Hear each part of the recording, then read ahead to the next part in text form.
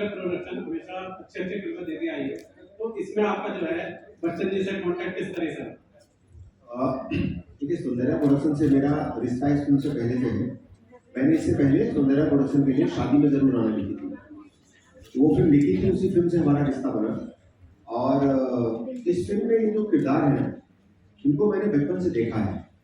और मैं जहाँ मैं बड़ा हुआ, फिर जहाँ मैंने पढ़ाई की, बहुत सारी जगहों पे, तो और मैं बहुत पढ़ता रहता हूँ, तो मैंने जो है ना इन किरदारों को बहुत करीब से देखा, बहुत करीब से कहीं ना कहीं महसूस किया उनकी तकलीफों को। और उसके बाद मैंने बहुत रिसर्च किया। और ये कहानी जब मैं लिख रहा था तो जैसा स्वरा कह रही थी कि मैं बहुत जिम्मेदारी से लिख रहा था। मुझे मालूम था मैं एक ऐसे मुद्दे पर बात कर रहा हूँ जिसपे 100% सच्चाई होनी चाहिए। तो मैंने इस पर पूरी कोशिश की कि जो इस कहानी की का भावनात्मक पहलू है, जो इसकी सच्चाई है, वो कहीं से भी जो है ना झूठी ना लगे, और ये वो कहानी बने जो हर दिल को टच करे। पूरी कोशिश यही थी। 100%।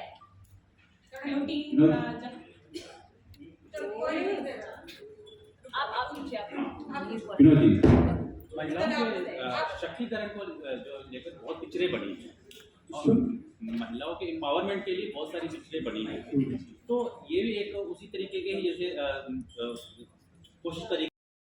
उनके बच्चे हो जाते हैं तो वो बच्चों पर आश्रित होती है, सारा जीवन उनका डिपेंडेंट होता है। फिर जब वो मर भी रही होती है तब भी ये समाज ने सिखाया है कि काश मेरी चिता को आप ही लगा। तो सारा जीवन उनका जो है ना वो दूसरों पे आश्रित है, वो दूसरों के लिए जीती हैं, वो अपने लिए नहीं जी पाती हैं। मैंने इस फिल्म में दिखाने की पूरी कोशिश की है कि आप आधा घंटा भी अपने लिए जियो, एक दिन भी अपने लिए जियो, 24 घंटे कम से कम एक दिन अपने लिए सोचो और अपने लिए जियो। That is why thought of the purpose. गाना गाने के लिए बुलाया जाता है। कौन सी फिल्म में आपने महिला प्रधान फिल्म की है मुझे बताइए। महिलाओं को फिल्मों में हीरोइन को सिर्फ डांस करने के लिए, उनकी ब्यूटी स्पॉट को दिखाने के लिए फिल्में बनती है। महिला प्रधान आज तो कोई ऐसी फिल्म बनी नहीं है, बहुत कम बनी है। एक ही अपनी फीलिंग्स को, जो समाज में घट रही है घटनाएं, उस फीलिंग्स को हम पर्दे पे लोगों को दिखा के बता सकते हैं क्योंकि ये वास्तविकता है, तो ये सच्चाई है। और सच्चाई की तरह से ही फिल्म देखी है। महिला और पुरुष ये जीवन के दो अंग हैं, दो चीजें हैं, इनके बगैर तो एक दूसरे से अलग नहीं किया जा सकता है। लेकिन इसका मतलब ये भी नहीं है कि महिलाएं दबी हुई है सारा जीवन और पुरुष हमेशा अपने तरीके से सोचे। उनको भी थोड़ा सा टाइम दीजिए, उनको भी थोड़ा सोचने दीजिए, उनके भी ड्रीम को फुलफिल होने दीजिए। आखिर वो तो मैंने आपको बता दिया कि लाइन में कि सारा जीवन उनका डिपेंडेंट है, जन्म से लेकर के मृत्यु तक वो डिपेंडेंट है। तो थोड़ा सा उनको, उनके लिए इज्जत दीजिए, उनके लिए सम्मान दीजिए। वो सम्मान के हकदार है, वो हमारी माँ है, वो हमारी बहन है। और मेरे लिए हिंदी सिनेमा इज सिनेमा, हमारे लिए बॉलीवुड नहीं है।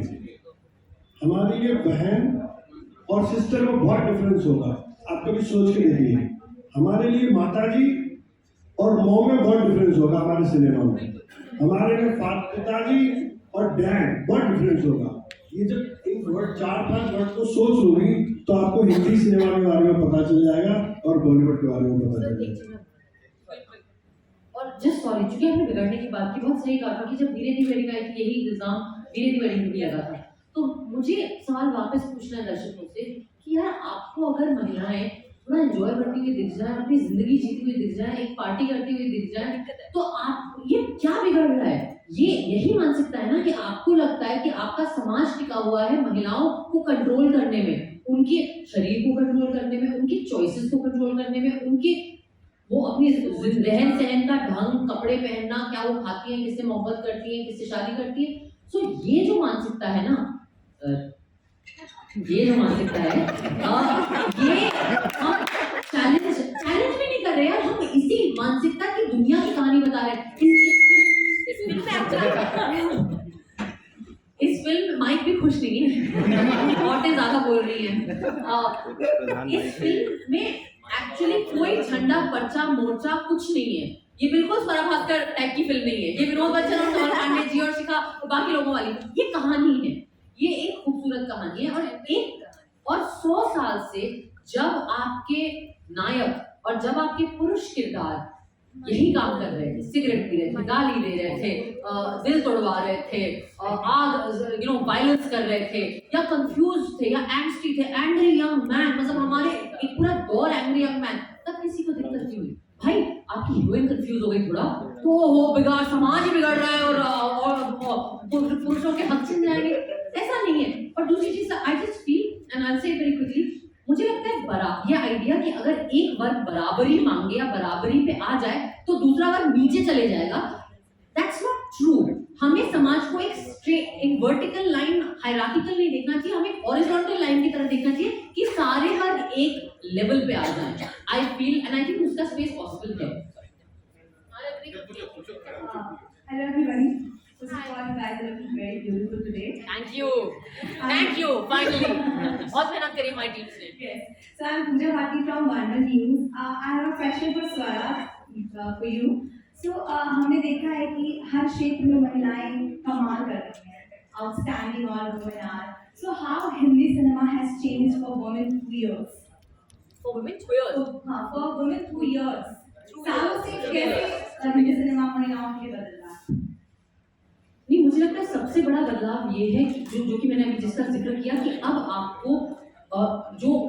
आपको हमेशा महिला किरदार ज्यादातर ब्लैक एंड व्हाइट में दिखते थे, या तो हीरोइन जो बिल्कुल पवित्र है, बिल्कुल देवी का एक अलग रूप है, या वैम्प जो बिल्कुल ही वैश्या है और सारे अवगुण और तामसिक जो गुण है वो सब उसी के अंदर है और एकदम बहुत ही बदचलन और हर किस्म की बुरी चीज है। और धीरे धीरे पुरुष के लिए वो ग्रे का स्पेस जो था वो सिर्फ आपके पुरुष किरदार के लिए था। पिछले 10 साल में आपने देखा है कि वो जो ग्रे का स्पेस है जो हर इंसान के अंदर होता है, आप अपने लिव्ड रियलिटी, अपना जो लिव्ड अनुभव है, कोई भी पूरी तरह से अच्छा नहीं होता और पूरी तरह से बुरा नहीं होता। वो सिर्फ मतलब भगवान ही पूरी तरह से सारे गुणों के साथ हो सकते हैं, इंसान नहीं होता है।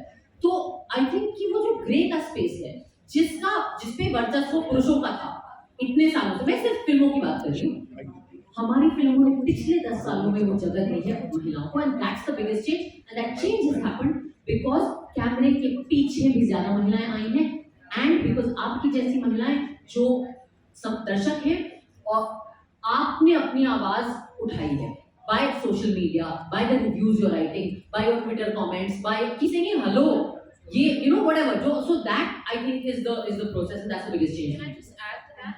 And I think the biggest change also that has happened is that the men in the room have taken notice of this, and allowed that space and that conversation and that dialogue. You know, without it being such a stressful thing or conflicted. And those films have worked. Yeah, Every time they are working, it's yeah. very important for films like Veere Di Wedding and Jahacharya to make money. Yes. Because to make money. Yes. Because then a person like Vinod Bachchan, तो ये बेचारे काफी ये फिर भी थोड़े अच्छे हैं, पर एक नॉर्मल जो बिजनेसमैन है उसे लगेगा कि वो मुनाफा देखेंगे, उन्हें लगेगा कि देखो फिल्म काम कर रही है, सब्जेक्ट काम कर रही है तो और बना सकते हैं। So that's why also it's important that these films make money. So it's a real thing. Hi everybody, this is Ishka from Hindustan Dharpan. दोनों ले लो सर, इसका भी ले लो, वो लो, आप भी ले लो सर, इसमें आप दोनों ना Hi, this is Ishika from Hindustan Dharpan. मेरा क्वेश्चन आपसे ये था कि अभी भी बहुत सारी महिलाएं हैं जो इस चीज़ से गुजर रही हैं, ना उनके पास 4 यार होते हैं, ना गोवा जाने का कोई चांस होता है, ना ऐसी कोई अपॉर्चुनिटी नहीं होती कि वो बाहर आके बता सके या बात कर सके, और बहुत सारी ऐसे भी होंगे जो शायद आपकी मूवी तक पहुंच भी ना पाए। तो उनको आप क्या मैसेज देना चाहेंगे? आप तीनों क्या मैसेज देना चाहेंगे? सर आप भी पूछ लीजिए, आप भी पूछ हाँ लीजिए। हाँ जी, मैं ये बताएं कि आपका कैरेक्टर भी थोड़ा बहुत चालू है, शुरू है तो अब क्योंकि आपका एक महिलाओं का रोल आपने लिया है, इसमें महिला है, घर की गृहिणी है, तो आगे नहीं लगता कि हमें कहीं ना कहीं ब्रेक इस तरीके से मिलता है कि नए हीरो के साथ कहीं चांस न मिले फिल्म में आगे चल के एक कंसेप्ट मिल जाए कि वुमेन ही है, महिलाएं साथ में महिलाएं है, और आप मुझे मजबूरी में करिए क्या मेरी ये फिल्म? नहीं मैं बात मजबूरी की नहीं कह रहा हूँ, आपका सवाल समझ में नहीं आ रहा, क्लियर नहीं है। आप पहले क्लियर हो कि आपको मैं ये पूछ रहा हूँ कि रोल में कर रही हैं कि ये एक महिला का रोल आप कर रही हैं, वुमेन्स हैं, शादीशुदा महिला का रोल कर रही हैं कहीं, और बाद में ये रहता है कि हमें हमेशा रोल ऐसा ही ना मिलता रहे, कहीं ना हीरो के साथ में चांस ना मिले, कहीं ऐसा ट्रेन लग जाता है आपकी देखने में। Do you want to answer my question? No, that's why. ये महिलाओं सर आप I want 3 of you to answer.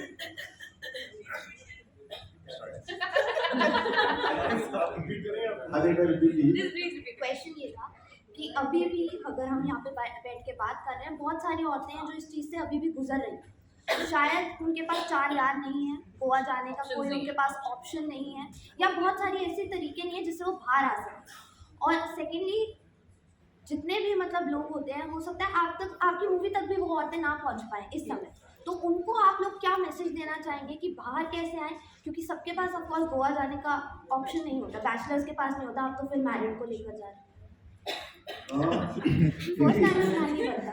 इसमें क्या है, जरूरी नहीं है कि फिल्म देखकर आपको गोवा ही जाना है।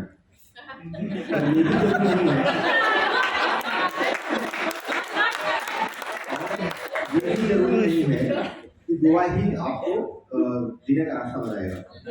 ठीक है, आपको जो प्रेरणा मिलेगी कहीं ना कहीं ये फिल्म देख करके अपने बारे में भी कुछ सोचना चाहिए। रिश्तों के बीच में रह करके भी अपना अस्तित्व बचाना पड़ता है, अपनों के बीच रह करके अपना अस्तित्व बचाना पड़ता है। ये सोच अगर मिल गई ना तो फिल्म का मैसेज करेक्ट हो जाएगा। मुझे याद है, मैं उस बात पे आता हूँ, आप शायद ये सवाल कर रहे थे, बेटियां बिगड़ रही हैं।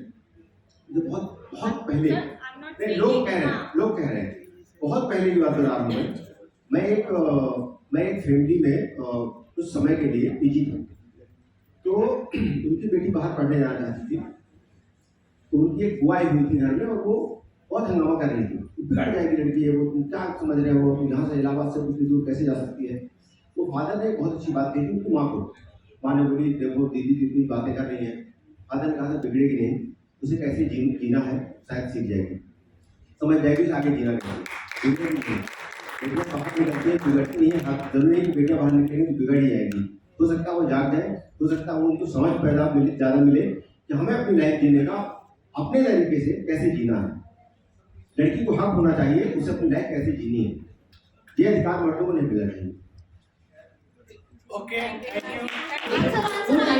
वो टाइपकास्ट वाला सवाल मैंने पूछा था। मुझे लगता है सर टाइपकास्ट होने के डर से अगर हम चॉइसेस करेंगे तो हम कोई रोल नहीं कर सकते, क्योंकि वो रिस्क हर रोल के साथ रहेगा। तो इसलिए मुझे लगता है हम में से कोई भी शायद नहीं, ये कोई भी निर्णय लाइफ में भय के बेसिस पे नहीं लिया जाना चाहिए। और मुझे लगता है हम सब ने अपने करियर्स में रूल तोड़े हैं और हम सब ने अलग अलग किस्म का काम किया है। मैं अपने करियर के बारे में तो बोल सकती हूँ कि हर वो काम किया जो लोगों को लगा कि अरे इसमें ये रिस्क है, उसमें वो रिस्क है। अगर आप सारे नियम तोड़ दोगे ना तो वो आपको किसी बॉक्स में टाइपकास्ट कर ही नहीं सकते, आप फिट ही नहीं आ रहे कहीं पे, तो फिर आप अपनी जर्नी बनाइए। तो ये मेरा मानना है। हो गया ना। To my mother, and I've never been able to compliment. I was never able to compliment what mom went through. But when I was undergoing the journey of Sakina, कि सकीना इतनी स्ट्रॉन्ग है, सकीना आज की लड़की है, लखनऊ में रह रही है, छोटे मलिहाबाद में रह रही है, पर आज भी वो इतना स्ट्रॉन्ग स्टेप नहीं ले पा रही। लेकिन मम्मी ने कब लिया, कैसे लिया होगा यार? She didn't know where she's going to go. In fact, when she went back to her maternal house, she was asked to go back. She said, "आप ऐसे कैसे 2 लड़कियों के लेके आ गए?" I'm not going to name who said this, but they said, ये कहाँ package 2 packages को कहाँ लेके आई, फेंक के मार उसके मुंह के ऊपर। This is what was told to my mother. So while playing Sakina, सिर्फ सकीना आज की लड़की है और अकेली है, मेरा कोई बच्चा, सकीना का कोई बच्चा नहीं है, और वो आज भी ये कदम नहीं उठा पा रही, मम्मी ने तब उठाया था। So that's why it was so I couldn't comprehend, and I don't think I can ever comprehend the level of her sacrifices and what she's been through, what trials, tribulations, convulsions she must have gone through. In fact, आज तो society बहुत ही kind है, I feel. सब तो आसपास के लोग बात करते थे, कुछ तो कमी होगी, कुछ तो किया होगा, पति ने छोड़ दिया। So for me it was a very very emotional journey. I've always loved my mother, I've always admired her guts, her courage, but coming closest what she must have gone through, this Sakina helped me realize that and experience that. And I think I'll always be very thankful to her. Like I said, that a part of Sakina will always be with me inside. So definitely very, very, very cathartic experience for me. Hello. Hi, ma'am. Hi, ma'am. My name is Akash. I'm from filmykira.com. So सबसे पहले तो आप लोगों को congratulation जो आपने कटाक्ष आपके कैरेक्टर में जो मूवी में दिया है वो बहुत ही कमाल का है. I personally like it. So मेरा सवाल आप तीनों से दो शब्द में आपसे जानना चाहता हूँ कि मॉडर्न बहू जो आपकी आज के ज़माने की जो बहू है तो वो उसकी क्या छवि होनी चाहिए, क्या कैरेक्टर होना चाहिए, वो मैं आपसे जानना चाहता हूँ तीनों से दो शब्द. Starting from Sora ma'am. आप 3 कुंवारी लड़कियों से क्यों पूछ रहे हो कि मॉडर्न बहू की छवि क्या होनी चाहिए? बहुएं बताएंगी कि छवि क्या होनी चाहिए? आने वाले टाइम में आप बहू बन सकती हैं, ऐसी पॉसिबिलिटी हो सकती है. मेरी माँ बड़ी खुश होगी आपकी ये बड़ी दुआएं देंगी आपको. चलिए मैम, बहुत धन्यवाद. नहीं, मैं देखिए मैं समझती हूँ कि किसी भी रिश्ते में जो आपका अपना निजी चरित्र है और आपका निजी जिसको सेल्फहुड कहेंगे, आप जो इंसान हैं उसके लिए भी स्पेस होनी चाहिए. आई थिंक जो हमारी फिल्म में कमल जी ने और जो एक अनुभव बताया है गृहिणियों का, वो ये है, और इसमें कोई जजमेंट नहीं है, ये एक्चुअली हमारे देश की महिलाओं की अच्छाई है. वो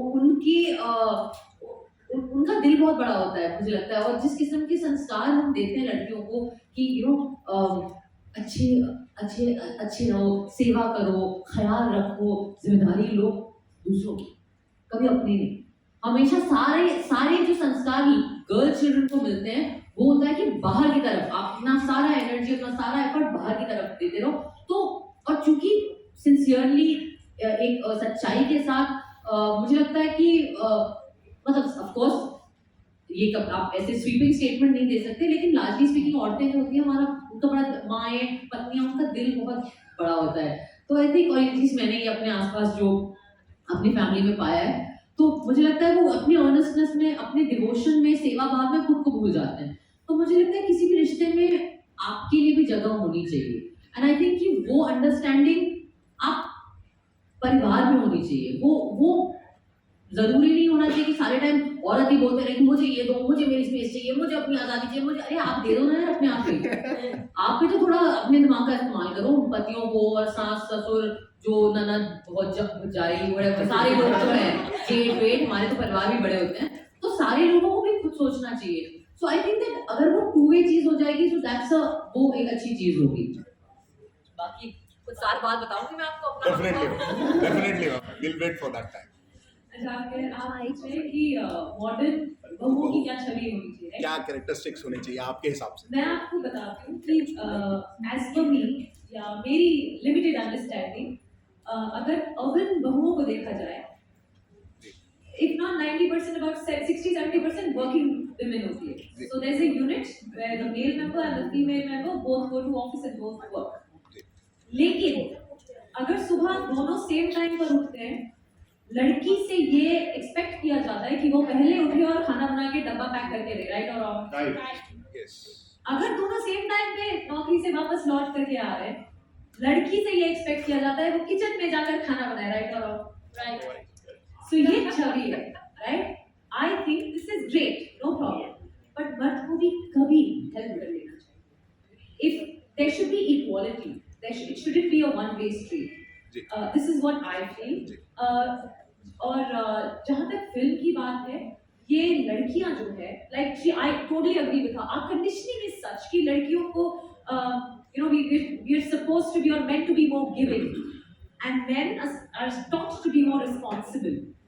So अपनी identity होना, दूसरों के हित में, दूसरों के सर्विस में, I think we should do that. We women should not do that.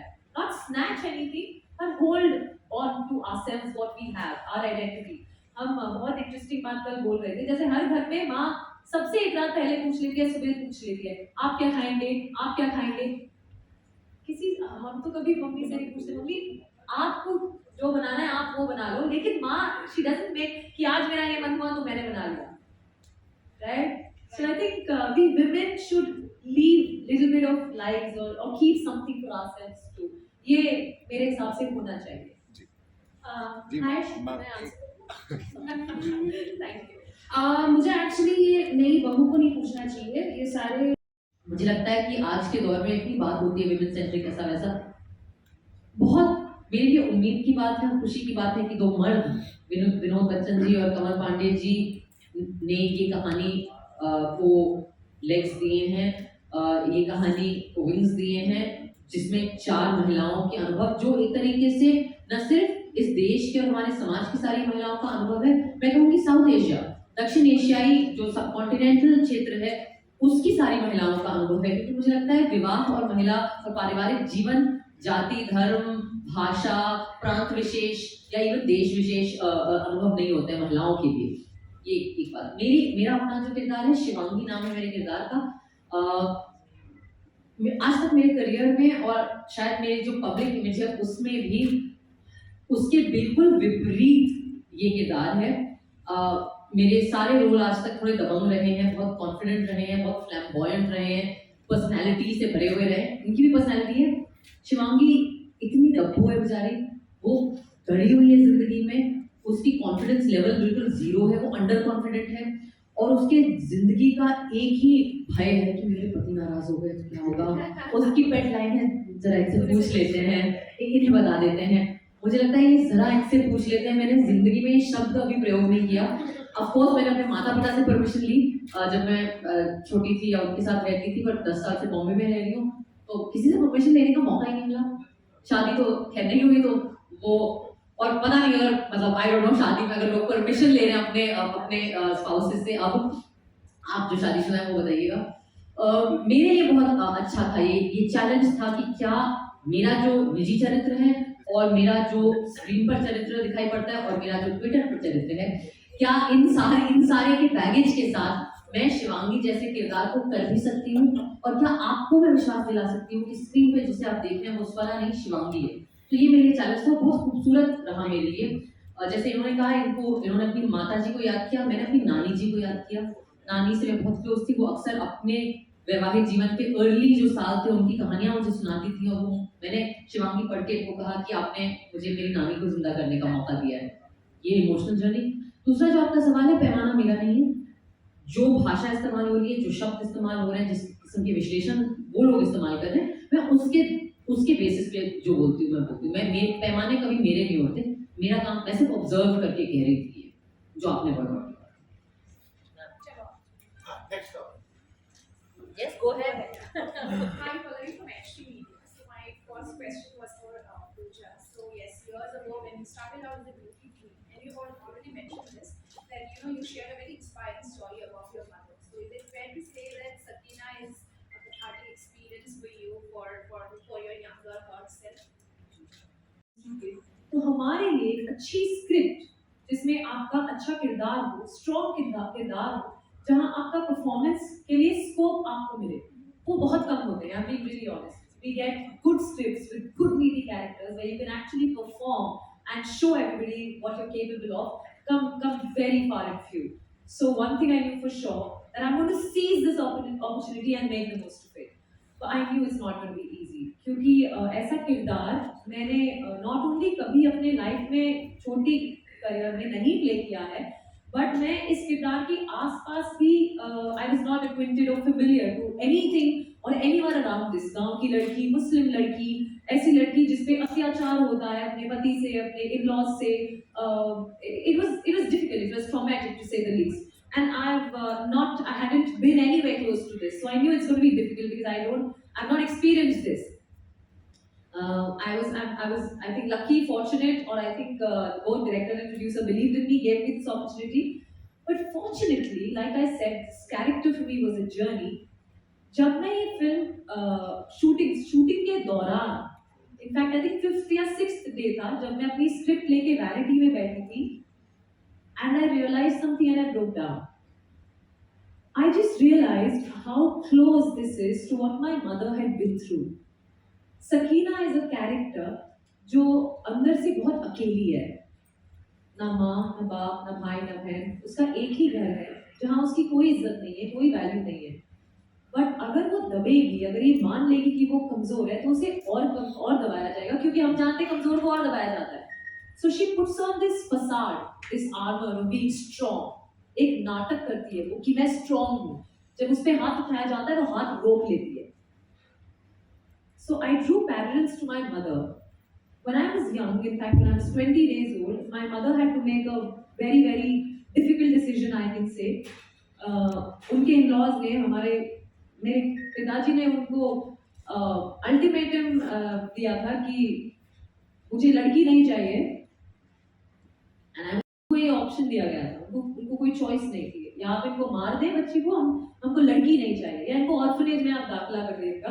हम कलकत्ता में रहते थे और मेरी माँ, I don't know, hats off to that lady. She took that very strong, brave and courageous decision of taking Didi and me and walking out of the house and never looked back after that. उन्होंने सोचा नहीं, एक बार भी मुड़ के ये नहीं सोचा कि मैं कहाँ जाऊंगी, मेरे घर वाले मुझे एक्सेप्ट करेंगे कि नहीं, क्योंकि 80s का जमाना ये था जहां आपको बोला जाता था कि एडजस्ट करो, आपका घर वो है,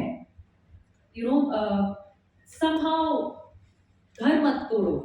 I don't think she thought any of those. She just walked out of the house and brought us up alone. And I think Sakina ke dwara, but Sakina is not able to be that strong and take that decision of going out of the house.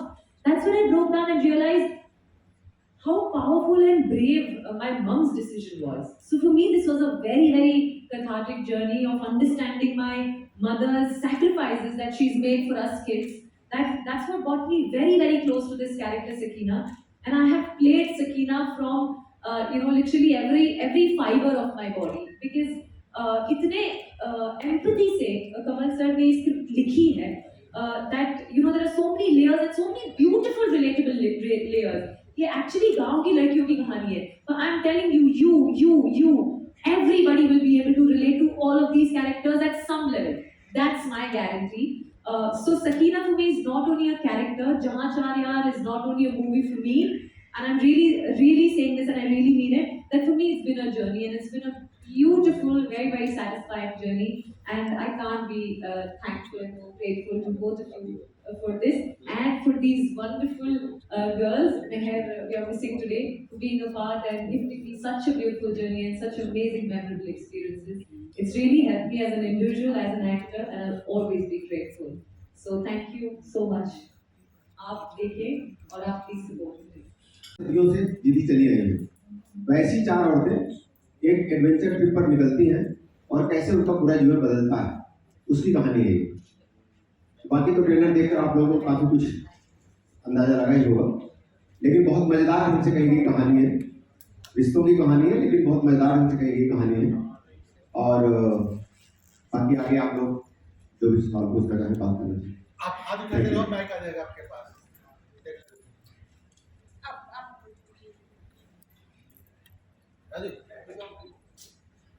अरे उसको mic आपस में बांटते रहिए. मेरा नाम गौरव है, मैं न्यूज़ रूम पोस्ट एंटरटेनमेंट की खबरें कवर करता हूँ. सबसे पहले आपसे जो डायरेक्टर हैं कमल जी, आपसे जानना चाहेंगे कि आज के समय में बहुत सी रिपोर्ट्स हैं जो कहते हैं कि जो सिनेमा है बॉक्स ऑफिस जो है वहाँ पर लार्जर देन लाइफ जो है वो सिनेमा चलता है.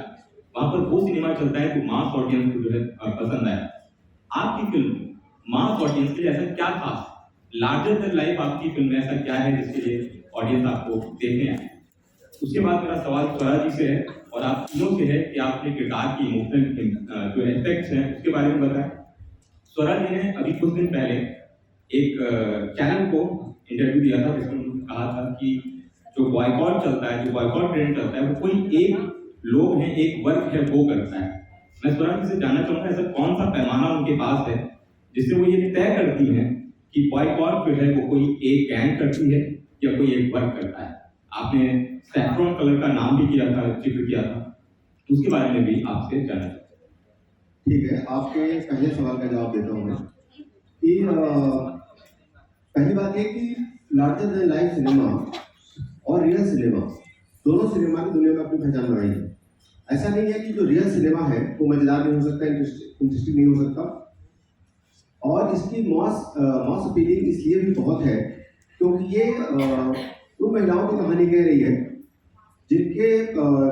जिनको आज तक हाशिए पर रखा गया है और आज तक जिनके बारे में जो थैंकलेस लाइफ अपनी जीती चली आई है और जिनके बारे में कभी शिद्दत से बहुत सेंसिबल होकर खुद के घर के लोगों ने ही कभी सोचा नहीं है। तो ये कहानी उन औरतों के बारे में है और उनके जीवन के कुछ सपनों की कहानी भी कहती है। तो मेरे ख्याल से तो इसकी अपील बहुत है और हिंदुस्तान की हर महिला को ये फिल्म देखनी चाहिए और महिलाओं को ही क्यों, उनके साथ में घर के सारे लोगों को देखनी चाहिए। तो उनको जरूर कहीं ना कहीं जो है ना उनके दिल को ये बात छुएगी, मेरा विश्वास है इस फिल्म के साथ।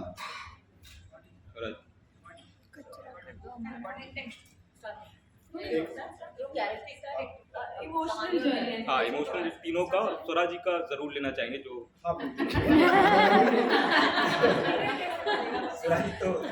इतनी मोहब्बत मत करो ना स्वराजी से। काफी आप लोगों के प्यार ने मेरे करियर को उजागर किया हुआ है। आप खुले मन से बात रखते हैं ना, इसीलिए। So इस फिल्म में मैं I'm playing the character of Neha, जो बहुत ही आइसोलेटेड है उसकी जिंदगी में। She's isolated from her husband, she's isolated from her in-laws, her parents, her yaars, her child, and from herself. मैंने always तो यहाँ पे आपने देखा कि स्टार कास्ट का क्या कुछ कहना था। आपको बता दें ये फिल्म 16 सितंबर को थिएटर्स में रिलीज़ हो रही है, सिनेमा घरों में रिलीज़ हो रही है और स्पेशल बात ये है कि ये सिनेमा घरों में सिनेमा दिवस के दिन रिलीज़ हो रही है। तो आप इसको 75 रुपये में देख सकते हैं, तो ज़रूर जाइए। और आपका इस वीडियो के बारे में क्या कुछ कहना है हमारे वीडियो के कमेंट बॉक्स में ज़रूर बताइए। कैमरा पर्सन निशिका के साथ मैं आशिका, हिंदुस्तान दर्पण।